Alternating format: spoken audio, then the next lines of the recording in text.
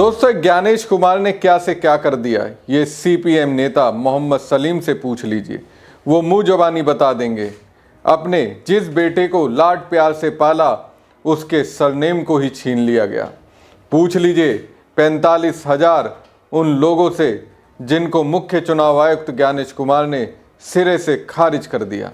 एक तरह से उनके अस्तित्व पर ही प्रश्न चिन्ह लगा दिया।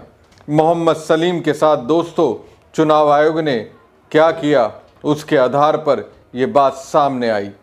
चुनाव आयोग आखिर किस तरह से पश्चिम बंगाल में एसआईआर करा रहा है, वो बात निकल कर सामने आई। नमस्कार दोस्तों, मैं हूं प्रवीण सानी। दोस्तों, पश्चिम बंगाल में एसआईआर के मद्देनजर ड्राफ्ट वोटर लिस्ट जारी होने के बाद कई तरीके के आरोप सामने आ रहे हैं। ड्राफ्ट वोटर लिस्ट में तृणमूल पार्षद को मृत करार दे दिया गया। अब तो चुनाव आयोग ने एक अलग ही तरीके का कारनामा कर दिखाया। सीपीआईएम की राज्य इकाई के सचिव मोहम्मद सलीम और उनके बेटे आतिश अजीज के नाम के साथ कथित तौर पर अवस्थी उपनाम जोड़ दिए जाने से सियासी हलचल तेज हो गई। ये मामला चुनाव आयोग की ओर से जारी ड्राफ्ट इलेक्टोरल रोल्स में सामने आया है, जिसे लेकर परिवार ने गंभीर आपत्ति दर्ज कराई है। दोस्तों, मोहम्मद सलीम के बेटे आतिश अजीज ने फेसबुक पर पोस्ट कर कहा, भारत के चुनाव आयोग ने मुझे मोहम्मद सलीम को भी ब्राह्मण बना दिया है। उन्होंने अपनी वोटर डिटेल्स की एक फोटो भी शेयर की। सरनेम वाले सेक्शन में बंगाली में अवस्थी लिखा हुआ है। अजीज की जानकारी में उनके पिता मोहम्मद सलीम को रिश्तेदार बताया गया है। सलीम के नाम के आगे सरनेम वाले सेक्शन में भी अवस्थी लिखा है। एक सोशल मीडिया पोस्ट में मोहम्मद सलीम के बेटे आतिश अजीज ने कहा कि वो कोलकाता पोर्ट असेंबली सीट पर एक रजिस्टर्ड वोटर हैं और ऑफिशियल रिकॉर्ड में उनका नाम आतिश अजीज है। हालांकि ड्राफ्ट इलेक्टोरल रोल को वेरीफाई करते समय उन्होंने देखा कि उनके नाम में अवस्थी सरनेम जोड़ा गया था और यही गलती उनके पिता की एंट्री में भी दिखाई गई है। अगर ऐसी गलती किसी ऐसे व्यक्ति के मामले में हो सकती है तो दशकों से पब्लिक लाइफ में है, तो ये गंभीर सवाल खड़े करता है कि आम वोटरों को किसका सामना करना पड़ सकता है। उन्होंने एसआईआर एक्सरसाइज करने के पीछे के कारण पर सवाल उठाया, जिसमें करोड़ों रुपए खर्च होते हैं।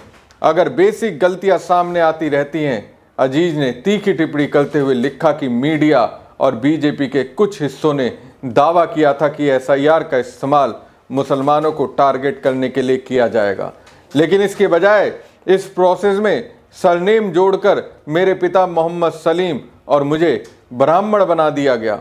अजीज ने अपने दावे को साबित करने के लिए ड्राफ्ट लिस्ट की तस्वीर भी शेयर की और कहा कि सीपीआईएम के बूथ लेवल एजेंट ने इस मामले को चीफ इलेक्टोरल ऑफिसर के ऑफिस के सामने उठाया है।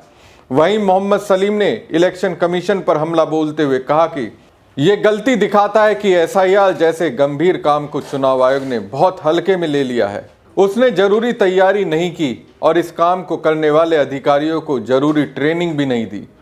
चीफ इलेक्टोरल ऑफिसर और चीफ इलेक्शन कमिश्नर ने एसआईआर को मजाक बना दिया है।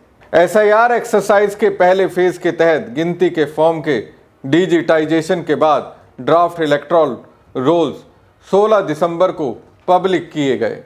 दूसरी ओर चुनाव आयोग ने कहा कि मामले की जांच की जा रही है। अगर आयोग से कोई गलती हुई है तो उसे ठीक किया जाएगा।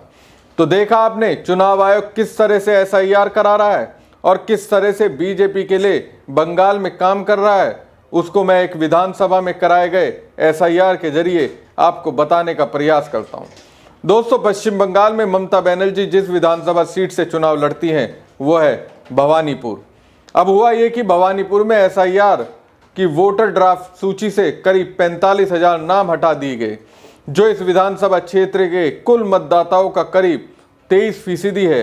बंगाल में कुल मतदाताओं में से करीब 4% वोटर ही हटाए गए हैं, तो इसे क्या कहेंगे।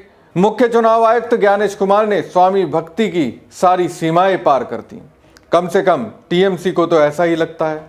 अब दोस्तों, टीएमसी की ओर से ये फैसला लिया गया है, वो इसकी पड़ताल करेगी। ममता बनर्जी ने अपने बूथ एजेंटों को आदेश दिया है कि वो हटाए गए मतदाताओं के नामों की घर घर जाकर जांच करें।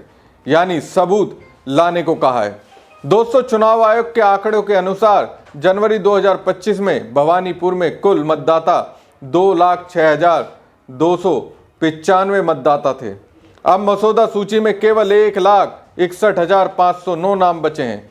इसका मतलब है कि 44,787 मतदाताओं के नाम हटा दिए गए। ये कुल मतदाताओं का लगभग 21.7% है। एसआईआर अभियान 2026 के विधानसभा चुनाव से पहले जिलों और सीमावर्ती क्षेत्रों में मतदाता प्रोफाइल को नए सिरे से तैयार करने के लिए चलाया गया था। टीएमसी को इस बात पर गुस्सा है कि बड़ी संख्या में मतदाताओं को मृत, ट्रांसफर या अनुपस्थित के रूप में चिन्हित किया गया है। भवानीपुर एक घनी आबादी वाला शहरी क्षेत्र है, जिसमें कोलकाता नगर निगम के वार्ड 63, 70, 71, 72, 73, 74, 77 और 82 शामिल है। इकोनॉमिक टाइम ने सूत्रों के हवाले से खबर दी है कि वार्ड 70, 72 और 77 में नाम हटाने की संख्या विशेष रूप से अधिक है। इनमें से वार्ड 77 अल्पसंख्यक बहुल क्षेत्र है, जिस पर जांच के दौरान विशेष ध्यान देने के निर्देश दिए गए हैं। भवानीपुर में उत्तर प्रदेश, बिहार और ओडिशा से आए निवासियों की अच्छी खासी आबादी है। अब जबकि चुनाव आयोग का भेद खुल गया तो दावा और आपत्तियों पर सुनवाई प्रक्रिया जल्द शुरू होने वाली है। ऐसे में टीएमसी ने स्थानीय नेतृत्व को प्रभावित मतदाताओं के साथ खड़े होने और सत्यापन में उनकी मदद करने के निर्देश दिए हैं। पार्टी ने स्थानीय इकाइयों को निर्देश दिया है कि वो पड़ोस में मे आई हेल्प यू कैंप जारी रखें, जहां लोगों को दस्तावेज, फॉर्म भरने और सुनवाई में सहायता दी जाए। यदि जरूरत पड़े तो वॉलंटियर को घर घर जाकर मदद करनी चाहिए। दोस्तों, यही नहीं, दक्षिण कोलकाता में भी बड़े पैमाने पर नाम हटाए गए हैं।